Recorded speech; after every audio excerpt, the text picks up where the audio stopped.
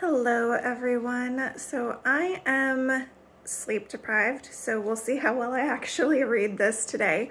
But this is the John Carter of Mars series by Edgar Rice Burroughs, A Princess of Mars, Chapter 7, Child Raising on Mars. After a breakfast which was an exact replica of the meal of the preceding day, and an index of practically every meal which followed while I was with the Green Men of Mars, Sola escorted me to the plaza, where I found the entire community engaged in watching or helping at the harnessing of a huge Mastodonian animals to great three-wheeled chariots. There were about 250 of those vehicles, each drawn by a single animal, any one of which, from their appearance, might easily have drawn the entire wagon train when fully loaded. The chariots themselves were large, commodious, and generously decorated. In each was seated a female Martian loaded with ornaments of metal, with jewels and silks and furs. And upon the back of each of the beasts which drew the chariots was perched a young Martian driver. Like the animals upon which the warriors were mounted, the heavier draft animals wore neither bit nor bridle, but were guided entirely by telepathic means. This power is wonderfully developed in all Martians and accounts largely for the simplicity of their language and the relatively few spoken words exchanged even in long conversations. It is the universal language of Mars, through the medium of which the higher and lower animals of this world of paradoxes are able to communicate to a greater or less extent, depending upon the intellectual sphere of the species and the development of the individual. As the cavalcade took up the line of march in a single file, Sola dragged me into an empty chariot, and we proceeded with the procession toward the point by which I had entered the city the day before. At the head of the caravan rode some 200 warriors, 5 abreast, and a like number brought up the rear, while 25 or 30 outriders flanked us on either side. Every one but myself, men, women, and children, were heavily armed, and at the tail of each chariot trotted a Martian hound, my own beast following closely behind ours. In fact, the faithful creature never left me voluntarily during the entire 10 years I spent on Mars. Our way led out across the little valley before the city, through the hills, and down into the Dead Sea bottom, which I had traversed on my journey from the incubator to the plaza. The incubator, as it proved, was the terminal point of our journey this day, and as the entire cavalcade broke into a mad gallop as soon as we reached the level expanse of the sea bottom, we were soon within sight of our goal. On reaching it, the chariots were parked with military precision on the 4 sides of the enclosure, and half a score of warriors, headed by the enormous chieftain, and including Tars Tarkas and several other lesser chiefs, dismounted and advanced toward it. I could see Tars Tarkas explaining something to the principal chieftain, whose name, by the way, was, as nearly as I can translate it to English, Lorcos Tolmel Jed, Jed being his title. I was soon appraised of the subject of their conversation as, calling to Sola, Tars Tarkas signed for her to send me to him. I had by this time mastered the intricacies of walking under Martian conditions, and quickly responding to his command, I advanced to the side of the incubator where the warriors stood. As I reached their side, a glance showed me that all but a very few eggs had hatched, the incubator being fairly alive with the hideous little devils. They ranged in height from 3 to 4 feet, and were moving restlessly about the enclosure as though searching for food. As I came to a halt before him, Tars Tarkas pointed over the incubator and said, "Sock." I saw he wanted me to repeat my performance of yesterday for the edification of Lorcas Ptolmel, and as I must confess that my prowess gave me no little satisfaction, I responded quickly, leaping entirely over the parked chariots on the far side of the incubator. As I returned, Lorcas Ptolmel grunted something at me, and turning to his warriors, gave a few words of command relative to the incubator. They paid no further attention to me, and I was thus permitted to remain close and watch their operations, which consisted in breaking and opening in the wall of the incubator large enough to permit the exit of the young Martians. On either side of this opening, the women and the younger Martians, both male and female, formed two solid walls leading out through the chariots and quite a way into the plain beyond. Between these walls, the little Martians scampered, wild as deer, being permitted to run the full length of the aisle, where they were captured one at a time by the women and older children, the last in the line capturing the first little one to reach the end of the gauntlet, her opposite in the line capturing the second, and so on, until all the little fellows had left the enclosure and had been appropriated by some youth or female. As the women caught the young, they fell out of line and returned to their respective chariots, while those who fell into the hands of the young men were later turned over to some of the women. I saw that the ceremony, if it could be dignified by such a name, was over, and seeking out Sola, I found her in our chariot with a hideous little creature held tightly in her arms. The work of rearing young green Martians consists solely in teaching them to talk, and to use the weapons of warfare with which they are loaded down from their very first year of their lives.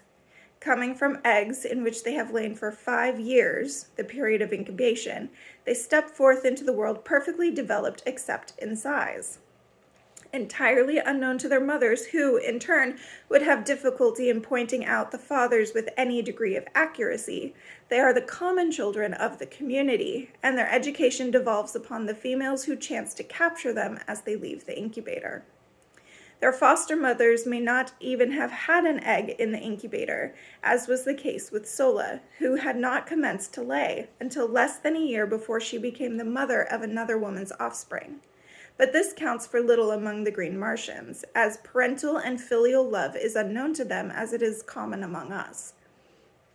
I believe this horrible system, which has been carried on for ages, is the direct cause of the loss of all the finer feelings and higher humanitarian instincts among these poor creatures.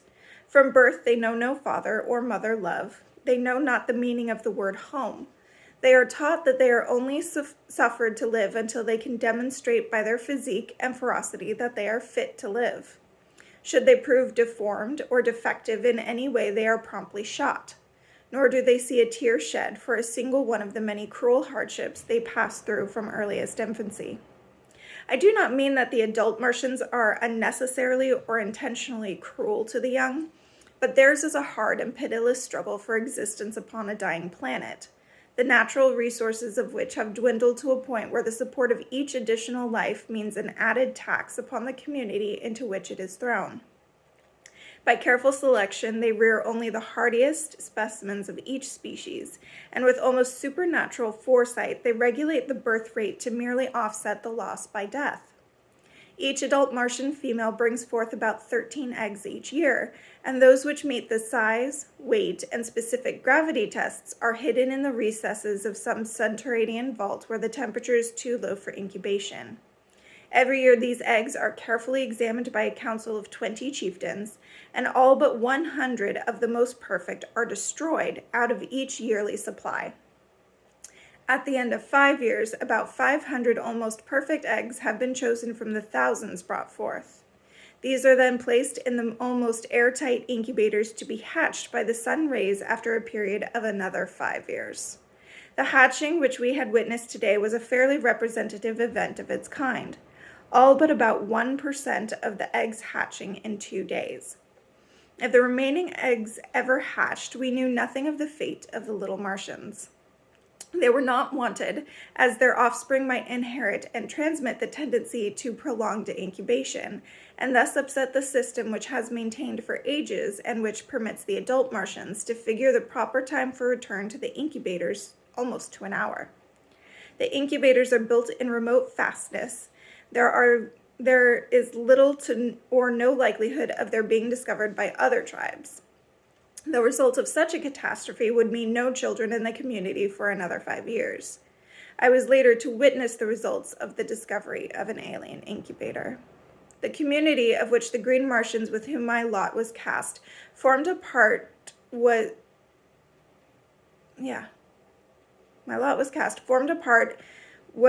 composed of some 30,000 souls. They roamed an enormous tract of arid and semi-arid land between 40 and 80 degrees south latitude, and bounded on the east and west by 2 large fertile tracts. Their headquarters lay in the southwest corner of this district, near the crossing of two of the so-called Martian canals. As the incubator had been placed far north of their own territory in a supposedly uninhabited and unfrequented area, we had before us a tremendous journey concerning which I, of course, knew nothing. After our return to the dead city, I passed several days in comparative idleness. On the day following our return with all the warriors had ridden forth early in the morning and had not returned until just before darkness fell.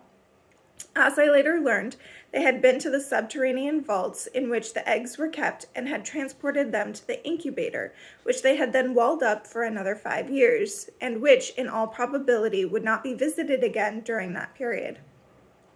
The vaults which hid the eggs until they were ready for the incubator were located many miles south of the incubator, and would be visited yearly by the Council of 20 Chieftains. Why they did not arrange to build their vaults and incubators nearer home has always been a mystery to me, and, like many other Martian mysteries, unsolved and unsolvable by earthly reasoning and customs. Sola's duties were now doubled, as she was compelled to care for the young Martian as well as for me, but neither one of us required much attention, and as we were both about equally advanced in Martian education, Sola took it upon herself to train us together. Her prize consisted in a male about 4 feet tall, very strong and physically perfect.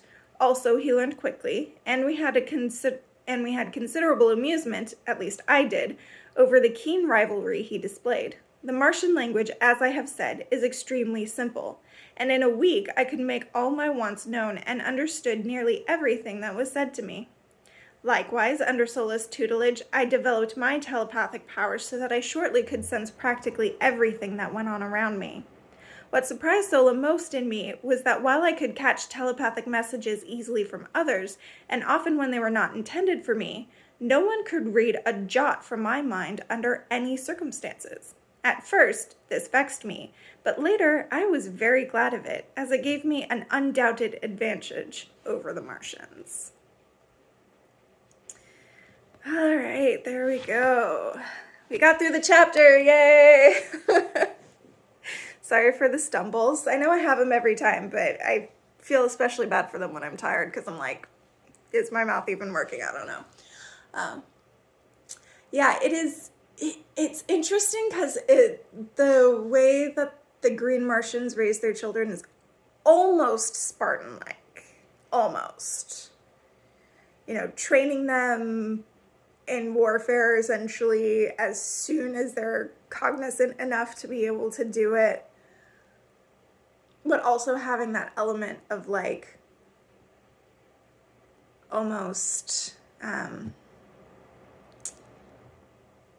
like a eugenical way of looking at it, as we need the strongest and the hardiest, but only enough to keep our population going because resources are finite and we can't have burdens because everyone is a burden. We can't have extra burdensome burdens. Like, it's interesting. It's a very interesting way of thinking about population control and things like that, which is always a weird thing in society where you're like, yes, we need to take care of our resources, but we also need to take care of our people. But then you have the society that's like completely militarized, and so they don't have a lot of that. Like, it's interesting.